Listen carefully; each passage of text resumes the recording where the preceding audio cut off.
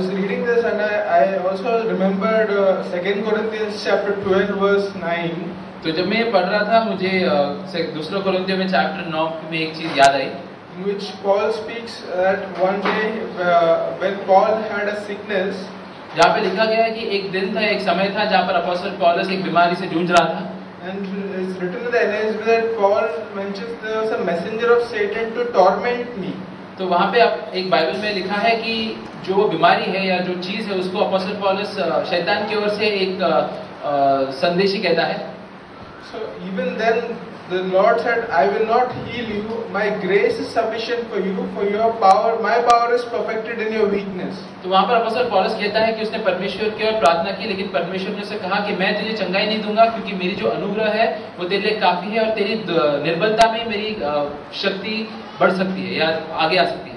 So no matter what you're going through in your life, तो भले तुम अपने जीवन में कोई भी समस्या के द्वारा जाते रहो, whether sickness or financial problem or any trial or any temptation, हो सकता है कि वो पैसों की परेशानी हो या कोई बीमारी हो या कोई परीक्षाएं हो, just trust God and say, Lord, let your power be perfected in me as your power is perfected in my weakness. तो उस समय बस प्रभु पे भरोसा रखो और बोलो कि प्रभु तेरी जो शक्ति है वो मुझ पे सिद्ध हो, क्योंकि मेरी निर्बलता में तेरी शक्ति सिद्ध हो सकती है। Praise God.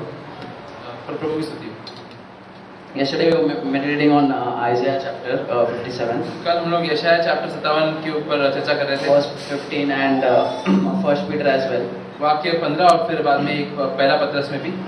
So in Isaiah it is written that basically it is talking about to be humble. तो यहाँ पर यशायाह में वो ये दर्शा रहा है कि हमें नम्र रहना है। And in 1 Peter it talks about submitting to your elders. और पहले पत्रस में ये लिखा है कि हमें अपने अगुवाओं के नीचे दीन रहना है या अधीन रहना है। So I was thinking only, those people can submit to any authority or submit to elders, those who are actually very humble in their heart. तो मैं सोच रहा था कि वही व्यक्ति लोग अपने अधिकारियों या अपने अगुवाओं की ओर अधीन रह सकते हैं जो अपने मन में नम्र है। So how can we get that humility in our personal life? I was just thinking about that. हमारे आपसी जीवन में ये नम्रता हम लोग कैसे प्राप्त कर सकते हैं, मैं इसके बारे में सोच रहा था। Some brothers were sharing yesterday that as brother also shared today that you have to keep your vessel empty. तो जैसे कल कुछ भाइयों ने बोला और आज जैसे भाई ने बोला कि हमें हमारा जो बर्तन है उसको खाली रखना है। And before coming to any meeting or to the Sunday church meeting, just keep your vessel empty and keep it open so that you can receive. तो जब कभी भी हम लोग कोई मीटिंग में आए या कलीसिया में आते हैं तो हमारे बर्तन के मन के बर्तन को हमें खाली रखना है ताकि हम लोग प्रभु की ओर से कुछ पा सकें। And I was thinking that is very true. And if you think that you are really someone, you are a perfect person and you don't need any correction or whatever you are doing is right, then you will not be able to have an empty vessel.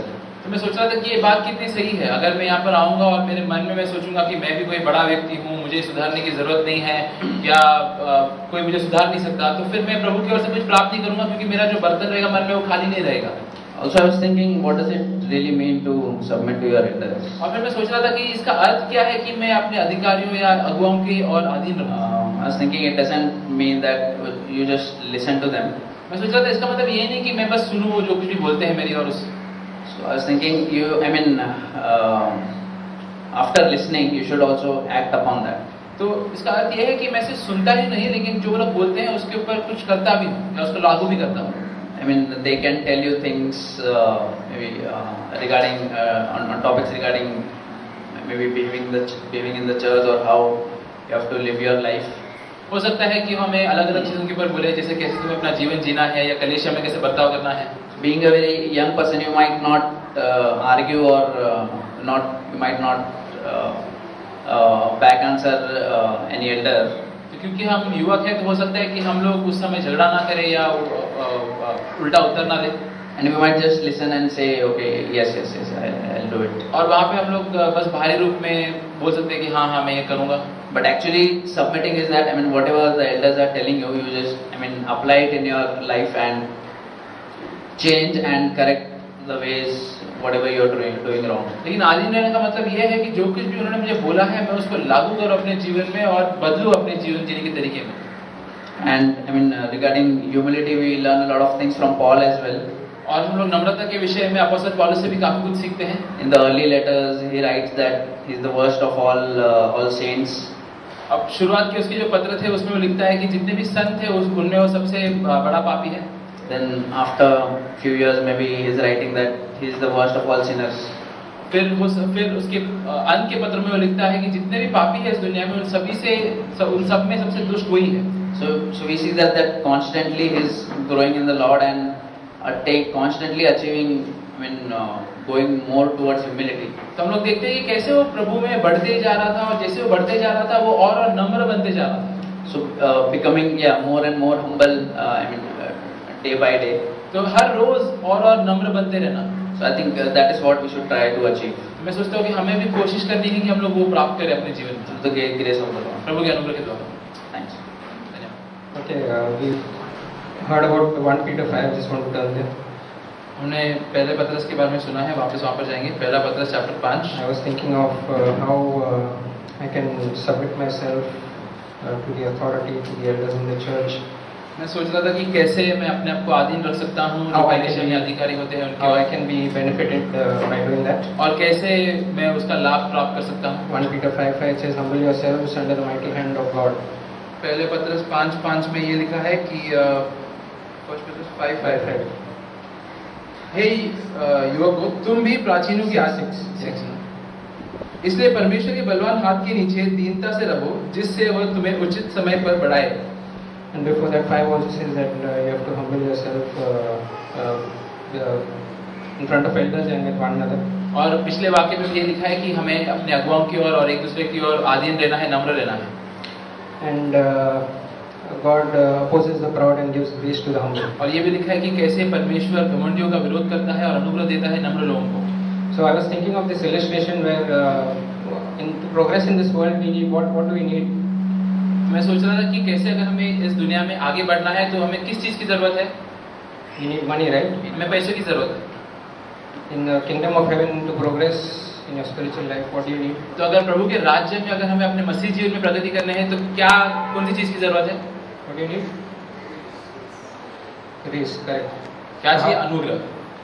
So just think about grace as a ATM machine where you get your money and you go and withdraw the money whenever you need.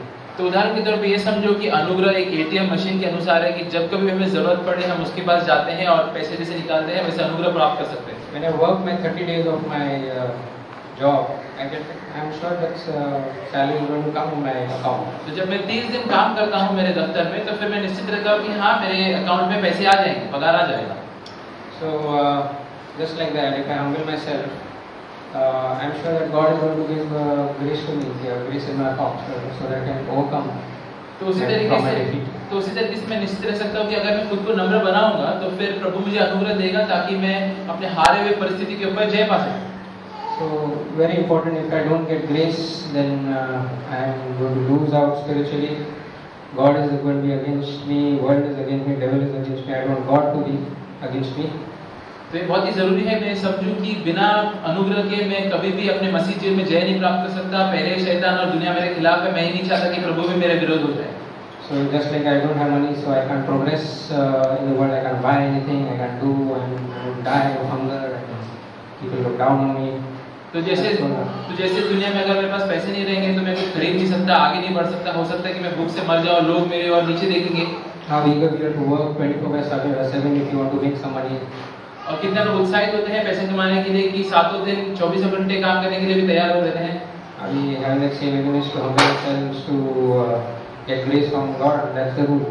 तो क्या यही उत्साह हमारे मन में है प्रभु से अनुग्रह प्राप्त करने की और उसके लिए जो उसने नियम बनाए हैं उसका पालन करने के लिए? Many people who are corrected and offended and left the churches, they don't go anywhere now. So spiritual conditions gone very bad. कई बार ऐसा होता है कि कलीसिया में कुछ लोगों को डांट मिलती है या सुधारने की कोशिश करते हैं तो लोग गुस्से में आ जाते हैं, कलीसिया छोड़ देते हैं और फिर कहीं भी नहीं जाते. इससे अपने आत्मिक जीवन में वो लोग पीछे हट जाते हैं. तो ये सही बात है. It says, "For this is the word of him who is high and lifted up, whose resting place is eternal, whose name is holy. My resting place is in the high and holy place, and with him who is crushed and poor in spirit, to give life to the spirit of the poor and to make strong the heart of the crushed. और इस अनुवाद में ऐसा लिखा है यशाया 57:15 में, क्योंकि जो महान और उत्तम और सदैव स्थिर रहता और जिसका नाम पवित्र है, वह योग कहता है, मैं ऊंचे पर और पवित्र स्थान में निवास करता हूँ और उसके संग भी रहता हूँ जो खेदित और नम्र है, कि नम्र लोगों के हृदय और खेदित लोगों के मन को हर्षित करूँ. Jesus said it very clearly in the Gospel of John that all those who are his will face persecution in this world. और यूहन्ना के सुसमाचार में यीशु मसीह ने बहुत ही स्पष्टता से कहा कि सारे लोग जो उसके हैं, उनके लिए इस दुनिया में उपद्रव और क्लेश है. But many a times we still have this idea in our head as to how our life should be.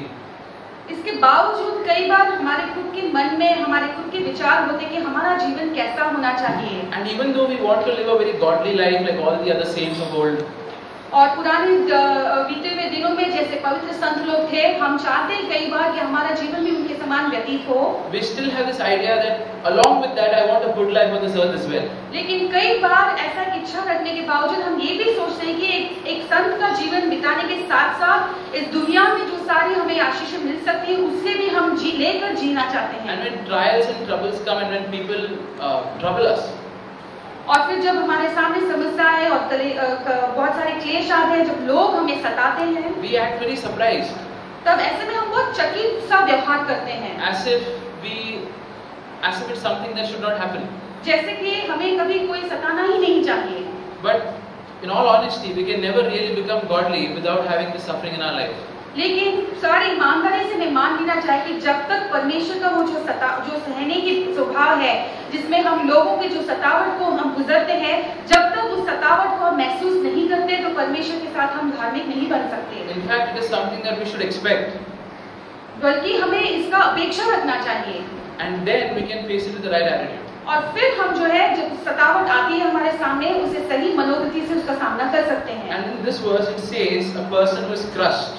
और इस वचन में ऐसा लिखा है कि ऐसा एक व्यक्ति जिसका दिल जो है वो चूर-चूर हो गया How है. does God bring a person to a point where he is crushed? और परमेश्वर एक व्यक्ति को ऐसे मोड़ तक कैसे ले आता है जहाँ पर वो उसका दिल पूरी तरह से चूर-चूर हो गया है. One way is by allowing people to make mistakes and then suffer for it. और एक तरीका ऐसा होता है कि जब वो अनुमति देता है कि लोग गलती करें और फिर उस गलती करने का जो अंजाम होता है उसे वो भुगतने लगते हैं. Many a times we have many regrets in our life as to why did I make that decision or why didn't God stop me from taking that route at one particular time. कई बार हमारे जीवन में हमें बहुत ऐसा एहसास, बहुत गहरा एहसास होता है कि मैंने ऐसी गलती क्यों किया और मेरे जीवन में उस मोड़ पर उस समय में मैंने वैसा एक रास्ता क्यों चुना. And why did God allow that? और परमेश्वर ने ऐसा होने के लिए अनुमति क्यों दिया. He allows it purposely because only by allowing you to make a mistake on your own can He actually break you in a particular way. और परमेश्वर ऐसा होने के लिए अनुमति देता है क्योंकि फिर ऐसे में जब आपके खुद के गलती करने की वजह से आपको फिर जब उसका अंजाम भुगतने के बाद एहसास होता है, उसी में वो आपको पूरी तरह से तोड़ सकता है. If I get into a trial because someone else did something to me, और यदि किसी और की गलती करने की वजह से या किसी मुझे सताने की वजह से मैं किसी क्लेश के जरिए से जाता हूँ then तो throughout that trial I'll be blaming that person. तो उस सारे क्लेश में गुजरने के समय मैं उस व्यक्ति पे दोष लगाते रहूंगा. But if I am in a trial because I myself made a mistake, लेकिन यदि मैं किसी क्लेश का सामना कर रहा हूँ जिसका वजह मैं खुद हूँ, I have no one to blame.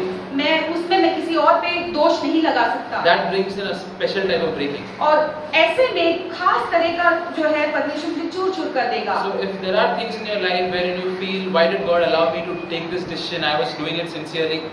और यदि आपके जीवन में ऐसी कई सारी बातें होंगी जहाँ पर आप सोच रहे हैं कि मेरे जीवन में ऐसा एक निर्णय मैंने क्यों लिया, And because of that I'm suffering. और उसके वजह से आज मैं उसका अंजाम भुगत रहा हूँ. God has purposely allowed that to happen. तो आप जान लो कि परमेश्वर ने आपको अनुमति दिया कि आप ऐसा एक निर्णय ले लो. So that He can break you and crush you. ताकि परमेश्वर आपको तोड़े और आपका दिल को वो चूर-चूर कर दे. So that in the end He can answer your own prayer ताकि आखिर में आपकी खुद की प्रार्थना को वो जवाब दे. of becoming a disciple of Jesus. और जिसकी वजह से आप यीशु मसीह के चेले बन सकते हो. கண்டிப்பா और इस सुंदर से समय जो परमेश्वर ने दिया उसके लिए मैं धन्यवाद देता हूँ. நான் நினைக்கிறேன் இந்த வார்த்தையை ஷேர் பண்றதுக்கு நான் ஒரு தடவை அருகதை இல்லாதவன். और मैं विश्वास करता हूँ कि अब जो मैं शेयर कर रहा हूँ वो एक बार मैंने पहले से भुगत लिया है, इसलिए मैं शेयर कर रहा हूँ. ஸோ எனக்கு வந்து ஒரு 2 வார்த்தை கிடைச்சிச்சு. और मुझे 2 वचन ऐसे मिला है. ஸோ முதலாவது பார்த்தீங்கன்னா கொஸ்டின் தான் இருக்குது. और एक जो है वो एक सवाल है. ஏன் வந்து தாவீது சவுல் ரெண்டு பேரோட பாவத்தை நம்ம வந்து மனுஷ ரீதியாக பார்த்தோம்னா தாவீதோட பாவம் தான் நமக்கு பெருசாக தெரியும்.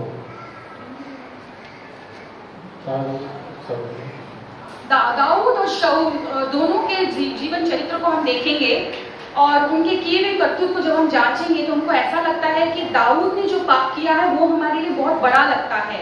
ஆனால் வந்து தேவன் வந்து தாவீதுக்கு வந்து இறக்கமா மன்னிக்கிறாரு, ஆனால் சவுலுக்கு வந்து அந்த ராஜ்யத்தை அவங்களுக்கு எடுத்துறாரு. लेकिन आगे को जब हम देखते हैं कि परमेश्वर जो है दाऊद को माफ करता है, लेकिन शाऊल के जीवन में देखते हैं तो उसका जो राज्य उसके पास था उसे परमेश्वर ले लेता है. இன்னைக்கு கூட எபினேசர் வந்து வாட்ஸ்அப்ல ஒரு மெசேஜ் போட்டுருக்காரு, ஏன் வந்து தேவன் வந்து இஸ்ரேல் மட்டும் எடுத்துக்கிட்டாரு.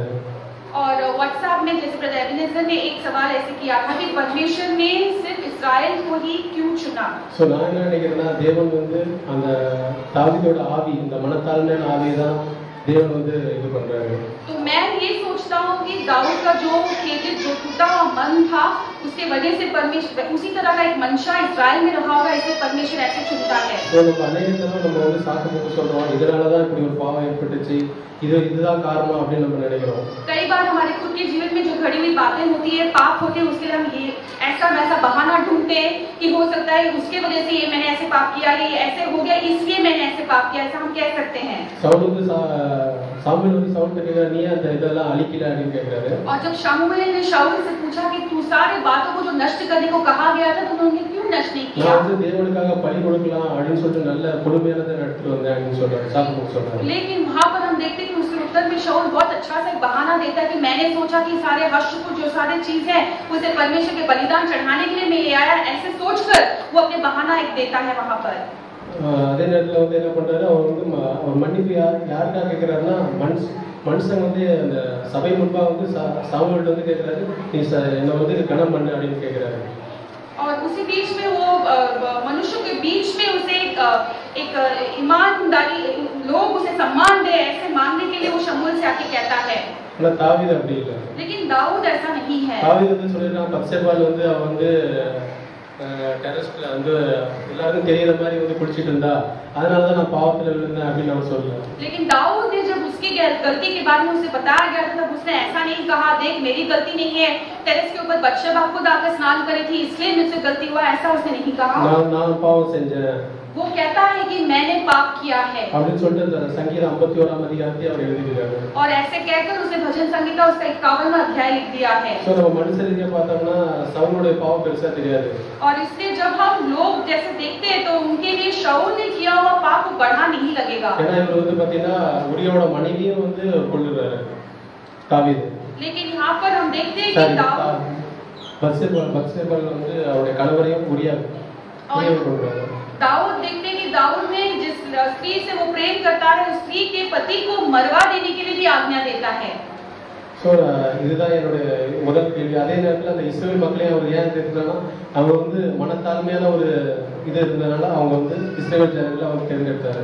और परमेश्वर ने इस्राएलियों को क्यों चुना, क्योंकि कहीं न कहीं उनके बीच में वो खेदित मन था, इसलिए परमेश्वर ने उन्हें चुना है. मीका 6 அதிகாரம் 8 வசனம். और मीका उसका 6 का 8.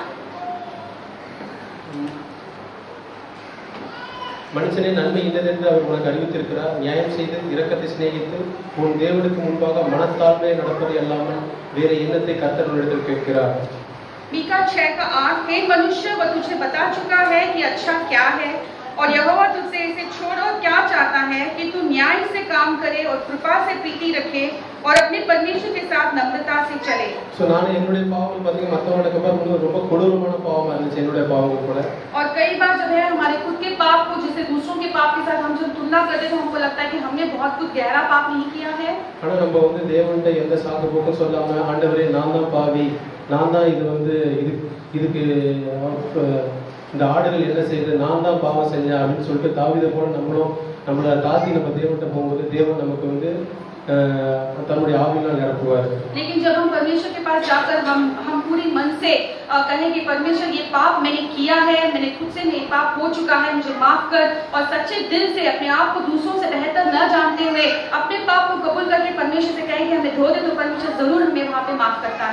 தேவ நாமம் மையப்படுவதாக. और परमेश्वर सिर्फ उसी की महिमा हो.